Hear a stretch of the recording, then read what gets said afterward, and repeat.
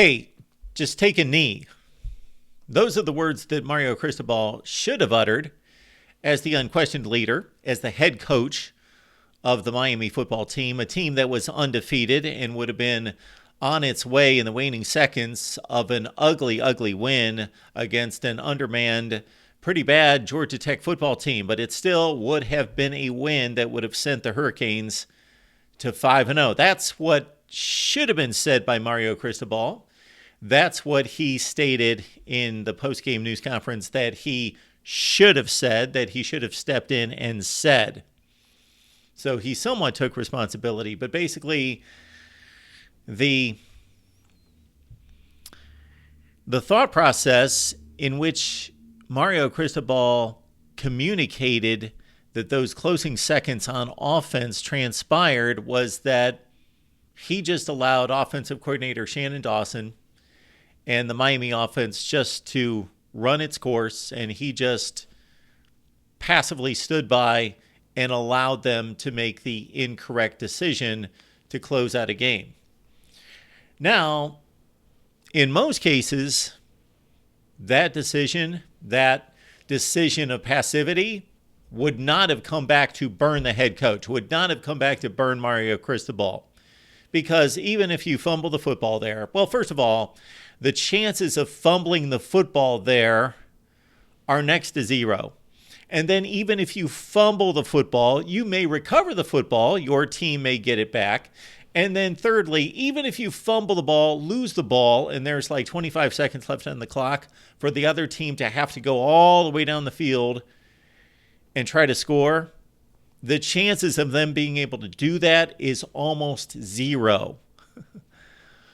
So even in a bad decision, you most likely get off the hook. However, as the leader, the CEO, the executive, the head coach of the football team, it is your responsibility.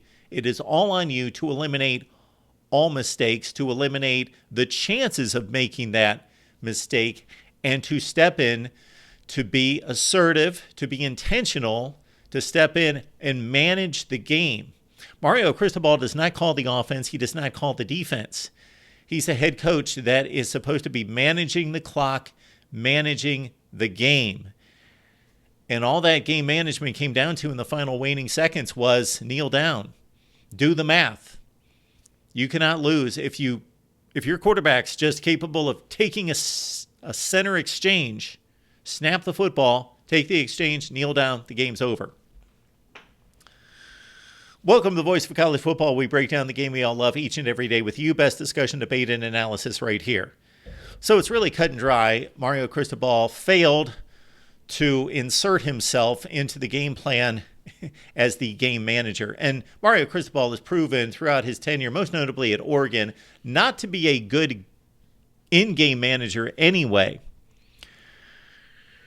This is just a inexcusable mistake by the head coach. Everyone makes mistakes. I'm the first one to admit to my mistakes and everybody else's mistakes in regards to we all make mistakes. We're all human and they should be forgiven. Forgiveness is another thing. When I say inexcusable, I don't mean unforgivable because everything should be forgivable, but inexcusable in regards to these head coaches for these football teams make way too much money to be making those kind of mistakes. That is just a inexcusable mistake. That's all there is to it.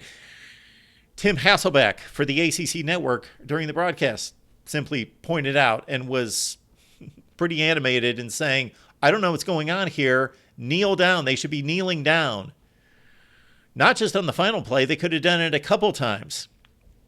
Now, the one thing I will call into question that I have yet to clear up or see out there that's been determined for sure is that there was some possible confusion over how many timeouts Georgia Tech had. They supposedly had 0 timeouts. However, if you look at the ESPN game recap, it lists some questions in there about Georgia Tech possibly having 1 timeout when they had the football after the fumble recovery, that they had 1 timeout, and that's what it read on the scoreboard. Now, Mario Cristobal was asked after the game whether there was confusion on the Miami sideline as to whether Georgia Tech still had one timeout. And he said, no confusion. We knew that they had no timeouts.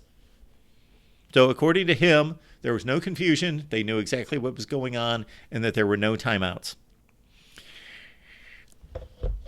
Miami fans hope that this does not become the defining moment of Mario Cristobal's tenure, that this does not become the most memorable moment of his tenure. That a year from now, 2 years from now, 3 years from now, when he continues to lose football games, and I'm not predicting that, I'm just saying, of course, this is your hope, that this is just a horrible blip on the ascendance of Miami football. Came into the game at 4-0. I was most impressed with Miami coming into this game that they were taking care of inferior opponents by large scores. They beat Miami of Ohio by 5 touchdowns. They beat Temple by 34 points. They were disposing of teams. They had an impressive performance against a quality Texas A&M team, not a great team, but a really good Texas A&M team that's got a ton of talent. They largely dominated that game. It was a good start to the season to Miami football, and then this. They statistically dominated this game, but continued to let Georgia Tech off the hook. A team that lost to Bowling Green by 17 points, by the way, last week. At one point, Miami had 300 yards of total offense, and Georgia Tech was in the 60s. But Miami allowed them to hang in the game. Now, Georgia Tech had a new defensive coordinator because they let the other one go, so there might have been some wrinkles there, according to Tyler Van Dyke, that they did not foresee. Now, Tyler Van Dyke, to his credit, he said, hey, I lost this game. I threw 3 picks. I made 3 horrible decisions, which he did, and played one of the worst games that he has in a Miami uniform. And when I say that this is hopefully not the defining moment for Mario Cristobal at Miami, this is one of those kind of mistakes, one of those kind of just oddities, rarities in football that it becomes so epic that it goes beyond college football, meaning that I didn't watch a ton of NFL football this afternoon, and I heard it referenced a couple times. Did you see the Miami game yesterday? What about what happened at the Miami game? That should never happen.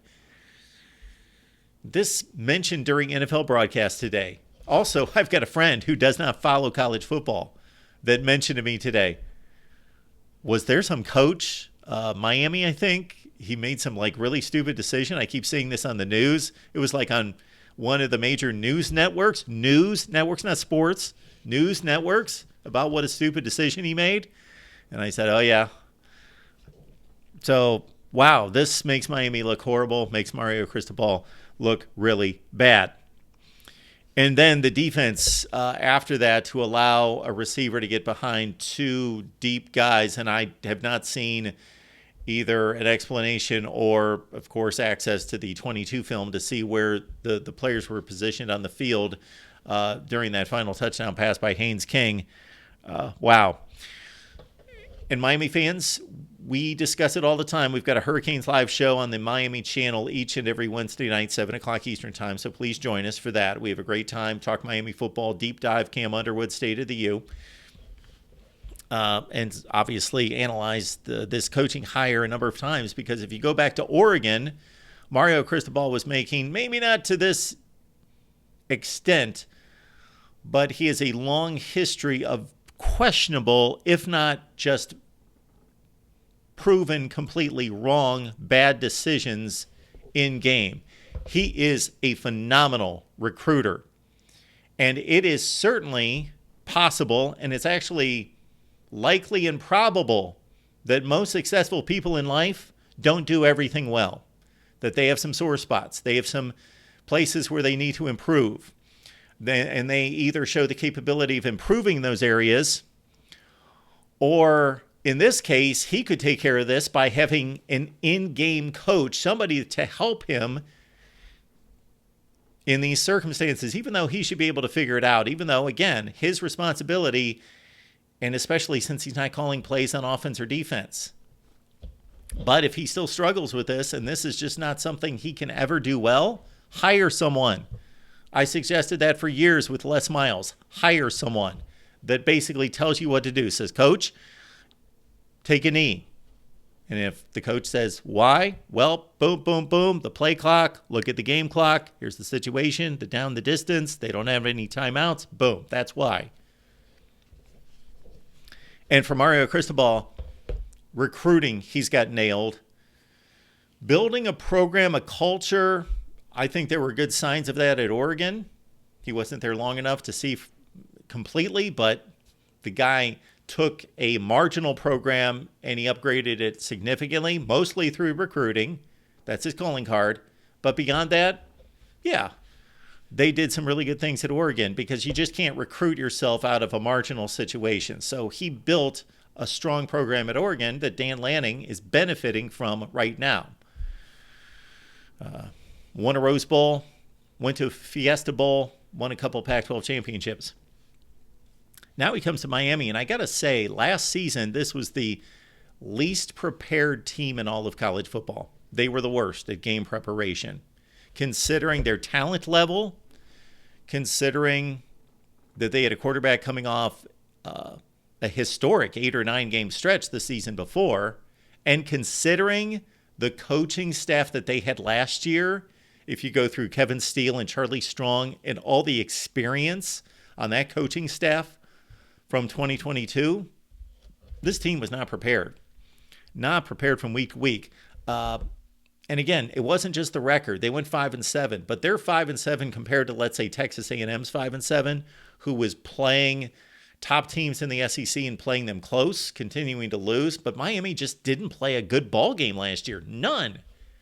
Their best win, their best performance last year was beating Georgia Tech, who was awful last year, but at least Miami beat them last year. That was their only decent effort last year.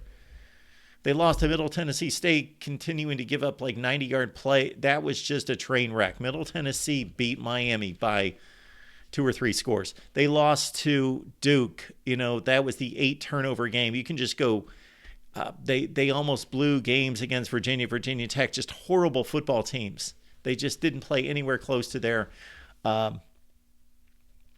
talent level. And I believe a head coach should be able to come in first year. Now, Mario Cristobal had kind of the excuse that we're tearing this thing down, building from the ground up. And through 4 games, it looked like, okay, year 2's much different. But game number 5 in year 2 was not different. And Miami outplays Georgia Tech, completely dominate them. Should have won the game going away, 3 or 4 score win. But then it came down to Mario Cristobal, and this team should be marching on to a North Carolina game at 5-0 with an ugly win in his back pocket. But due to just the head coach not taking care of business and making a simple decision, him being too passive, him either not knowing, maybe he didn't want to admit to that, not knowing that they should have taken a knee, or if he truly did know it, being too passive and not being the leader that he should be in that situation. Is this a fireable offense? I keep seeing that term on social media. Is this a fireable offense? I have no issue with anybody out there that says this is a fireable offense. It's inexcusable. However, there's a lot on the line here. Money in particular, and if he is in fact building something, I don't want to say something special, building a top flight team in the ACC, building a top flight program through recruiting. They just got a commitment from a top 300 player, top wide receiver today. So if he's in the midst of doing that, I don't believe it's good business nor makes sense to fire somebody over one mistake, even though it's a ridiculous mistake, a horrific mistake, that this is the type mistake for me that's fireable. If he's doing good work elsewhere, you can get past this. Miami's got North Carolina coming up this week. Huge game in the ACC. Your thoughts down below about Mario Cristobal, Miami football, and where they could go from here, and truly how horrific is this? I don't know that it can be overstated, but fireable offense, you make the call. Right here at the Voice of College Football.